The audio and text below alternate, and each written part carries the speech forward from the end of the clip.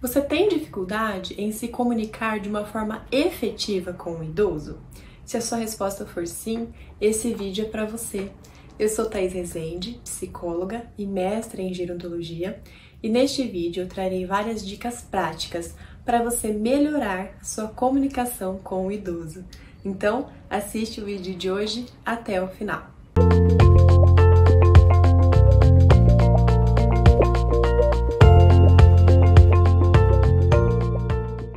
Olá, eu sou a Thaís e hoje nós vamos falar sobre comunicação.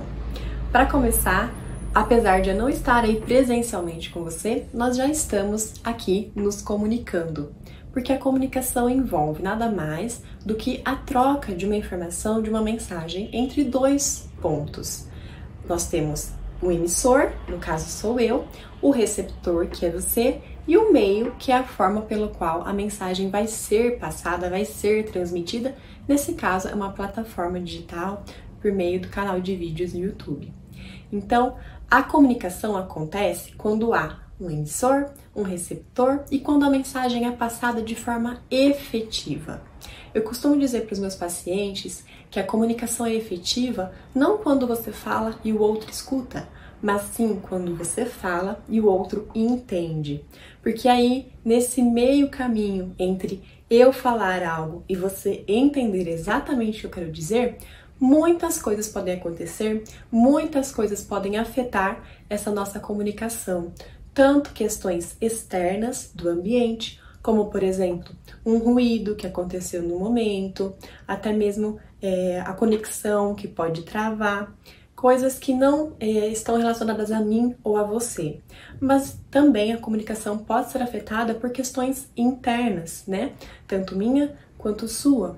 Pode ser afetada pela sua capacidade atencional naquele momento, até mesmo se você tem uma dificuldade auditiva, ou se você está no momento indisposto, até mesmo se você tem algum tipo de declínio cognitivo, porque isso pode afetar a sua capacidade de compreensão do que eu estou dizendo.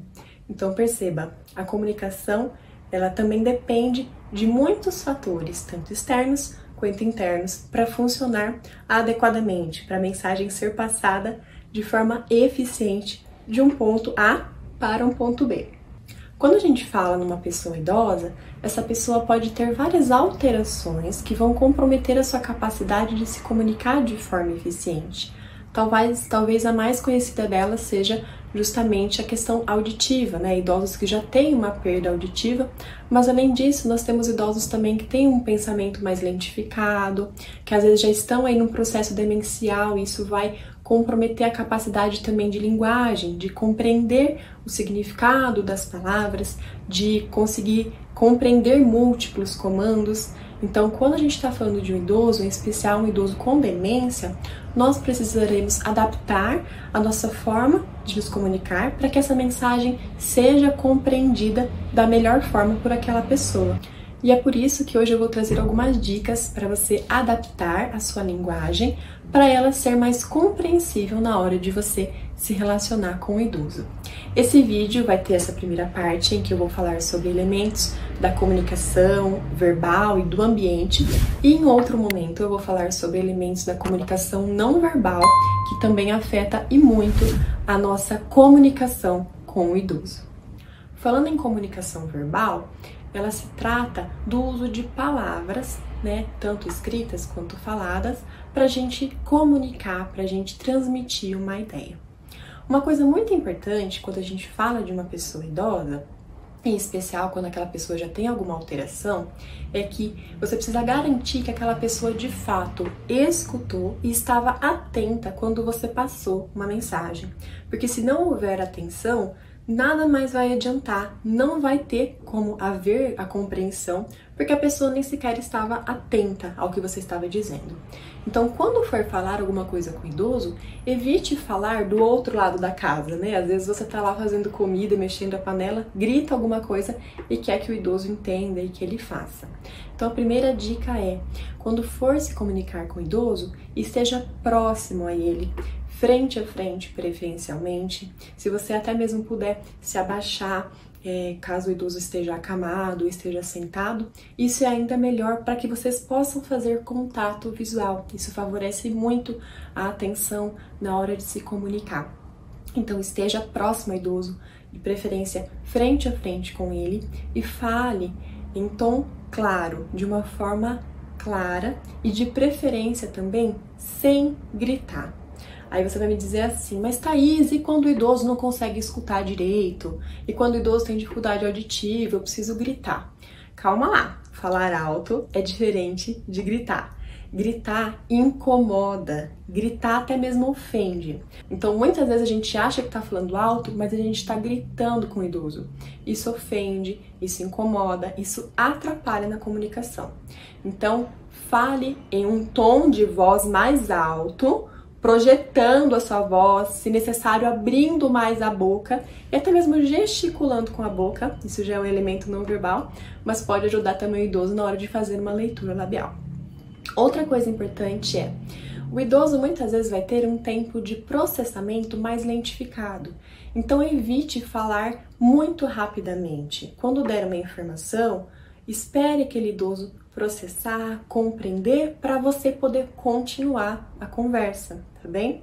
Então isso é uma coisa importante, trazer uma informação de cada vez, inclusive evitando múltiplos comandos. Às vezes a gente quer passar uma informação para o idoso e a gente fala um monte de coisa ao mesmo tempo, né? Então, por exemplo, olha só, você precisa almoçar porque daqui a pouco tá na hora de ir no médico e o médico não gosta que atrasa. Você passa um monte de informação ao mesmo tempo e aquele idoso muitas vezes não vai conseguir compreender tudo o que você falou. Então, se for um idoso com demência, isso é mais especial ainda, mas lembre-se de passar uma informação de cada vez. Fale apenas o que ele precisa fazer naquele momento. Se o que ele precisa fazer é tomar banho, você vai falar, olha pai, olha mãe, agora eu vou ajudar o senhor a tomar banho. Depois que tomou banho, você vai falar, olha, agora a gente vai almoçar, e depois que almoçar, agora a gente vai no médico. Vá dando a informação de forma mais objetiva, né, de forma mais resumida, ao invés de múltiplos comandos, porque isso pode atrapalhar também na compreensão do paciente. Outra coisa importante é você tomar cuidado com as palavras que você usa. Tanto termos muito técnicos, coisas muito difíceis. Aqui mesmo eu tenho que adaptar a minha comunicação para conversar com vocês.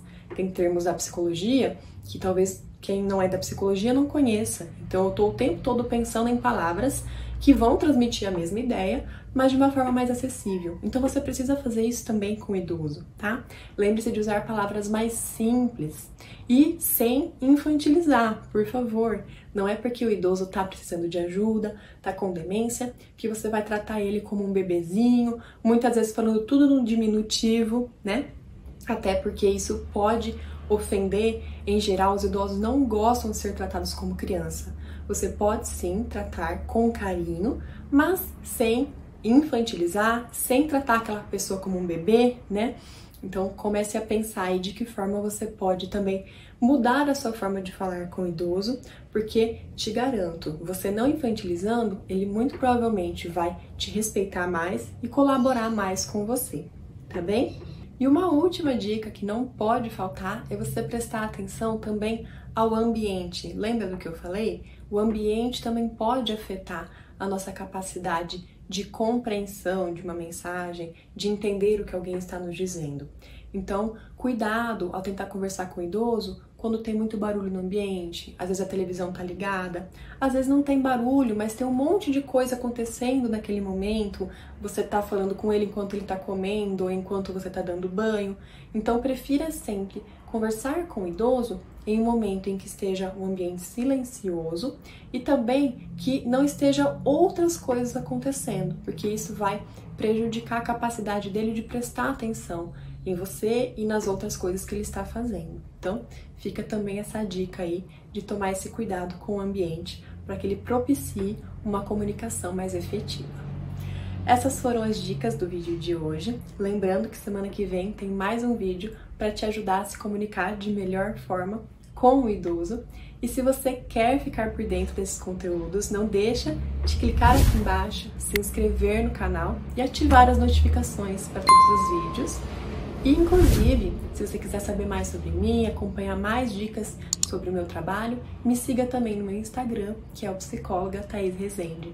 Eu espero você na próxima semana com mais um vídeo e mais felicidade. Tchau, tchau!